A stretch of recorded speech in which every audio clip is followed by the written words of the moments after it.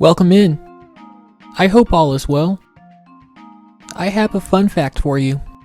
According to Major League Baseball rules, every team in baseball must have at least one representative at the All-Star Game.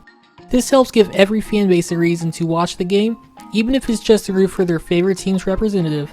Yes, this sounds good on paper, but what if a team is so bad, no one is worthy of an All-Star nomination? Well, let me tell you the story of Mark Redman's 2006 season. The Royals got Redman prior to the 2006 season in a trade with the Pittsburgh Pirates in hopes of improving a pitching staff that had the fewest quality starts in baseball over the prior season. While he was worth .6 wins above replacement in 2005, just over replacement level, he had a WAR of 1.7 for Oakland in 2004 and 3.9 for the world champion Marlins in 2003. Redman only had a year left on his contract, and the Royals got him pretty cheap, so there was room for profit. For the first couple months, Redman struggled with an ERA just under 7. However, he was able to pick it up in June. For the month, he won all 5 of his starts and posted a 3.74 ERA. He averaged 6 2/3 innings per start, exactly what the Royals wanted Redman to do. However, he walked more batters than he struck out, with 14 walks to only 8 strikeouts.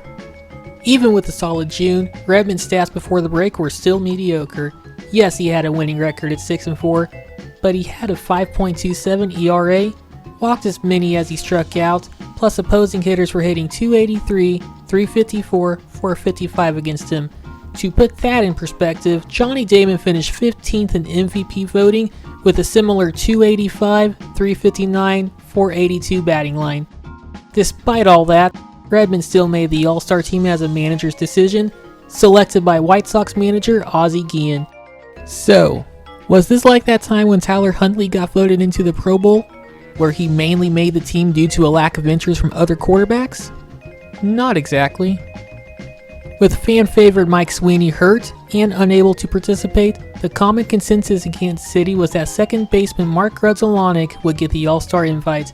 In his first season with the Royals, Grudz was hitting .291, .328, .403 over 77 games, 338 plate appearances, with 49 runs and 0 errors given up on defense.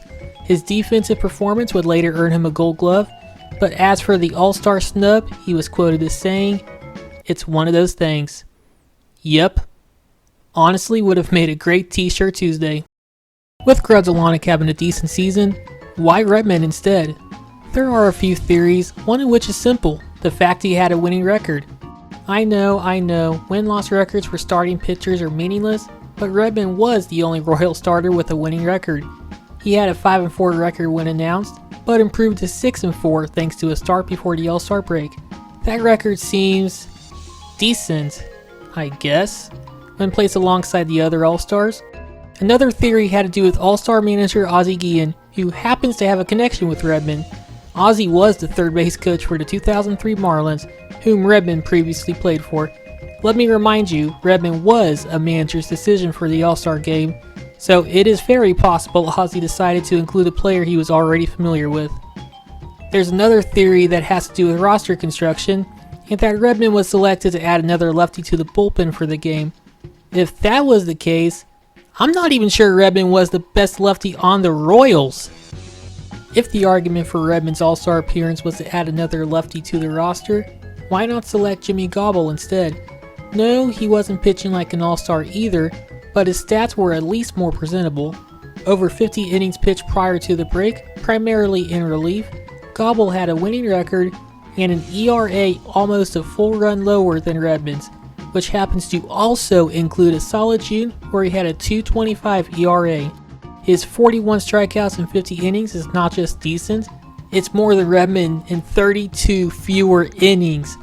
If the 2006 American League All-Star team had no room for Mark Grudzielanek, and Ozzie Guillen was so hell-bent on adding a lefty to the All-Star bullpen, why not Gobble? For what it's worth, Brewers closer Derek Turnbow made this same All-Star team with a .474 ERA at the break, worse than Gobble's .432. The American League won 3-2 thanks to a Michael Young RBI triple. Now you're probably wondering, how did Redman do in the All-Star game? Well, he did not pitch at all. Unfortunately, Redman failed to get his opportunity to shine in the game and prove to the world he's truly an all-star. Even though he was left on the bench, Mark Redman will forever be immortalized as an all-star. We cannot change the past or rewrite the history books. Like Grud said, it's one of those things. Enjoying the wonderful Royals memories? Think I'm insane for wasting my precious free time making a video about Mark Redman? I do not blame you. Recently found a copy of Red Dead Redemption 2 at Goodwill for $3.50, and I have not had a chance to play it yet.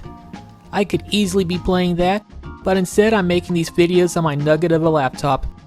If you're willing to go through the torture with me, then the like and subscribe button is nearby. Just think about all the content I'd be willing to discuss. I've already gone this far. How much further will I go? Only one way to find out.